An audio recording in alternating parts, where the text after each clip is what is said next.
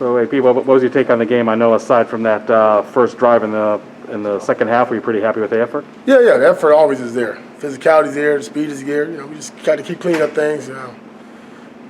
We win the game, you still don't want to see those kind of rushing yards, and it's going to pick up again with the next couple of weeks with the opponents that we're facing. So UCLA, Stanford, they run the football. So we got to tighten some things up. But hey, listen, when you win, as you can see in this conference, which is hard to do, we're happy 3-1. What did you think about the overall execution? We're good. I mean, some true freshmen played, a lot of true freshmen played. I'm sure we're going to clean some stuff up tomorrow. But, when you look at it, at the end of the day, you got to be pleased with how guys for some of their first opportunities really playing. And a guy like TD, first playing time of the season, they held up. Some things that we always got to clean up. Man, listen, I said it. People might not like it, but we're not going to be the best defense now. Our goal is to be the best defense in November, December, and hopefully we're playing for something bigger then. Obviously, the defensive line is shorthanded, and especially so when you're without Green. Yeah. Your take on how that group played? Yeah, that's what it goes back to, having Jimmys and Joes, X and O's, right? You can call whatever you want, but if you don't got a guy in there that can do it, or you don't have enough bodies, it becomes an issue. And we got to keep guys healthy and fresh. And DJ and Shannon have done an excellent job when they're in there, and the guys that's behind them got to keep stepping up, and they will. And it's tough calling BJ, young kid, got to learn. Same thing. Wasn't again not intentional, but just the game of college football. You got to get a lower target. We always talk about hitting the sternum. He's a little too high. But Coach, to piggyback off that, it is a little frustrating when you see it in slow motion and you can nitpick the play. It looked like in slow motion, his head was up and it's a little slippage. Is that? Like you say, it's coachable moments, but how frustrating is that when you're asking a defensive player, the position you play, but a defensive player to almost defy physics? Yeah, we talk about low targets. We talk when we hit the quarterback, we want to hit around the midsection to sternum, and we want to stay there. If we do that, we'll stay away from those penalties. We've had 2 now. We don't want a 3rd one. You started Tommy and not Jack. Was there any reasoning behind that? You got to ask Coach Evers about that.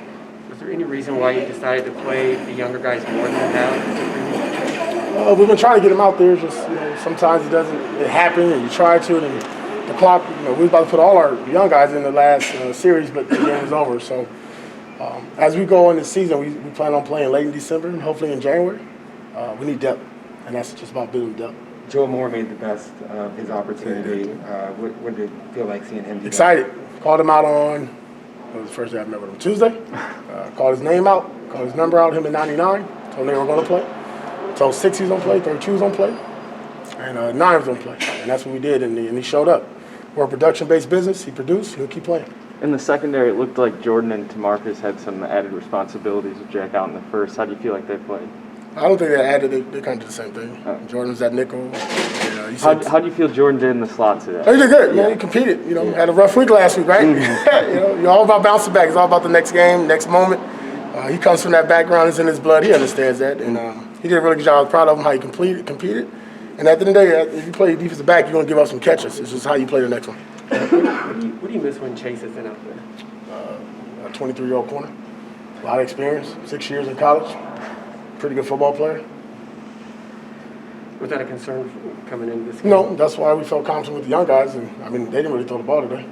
So I thought the young guys stepped up and did a good job. So this game is really the best of both worlds, a win, but playing so many young players, experience that's going to pay off later. I keep saying we don't redshirt players here. If you're available, you know what you're doing, you're going to get in. If you're dressed, you're suited. Hell, Mom Bethea a couple weeks ago played D-line.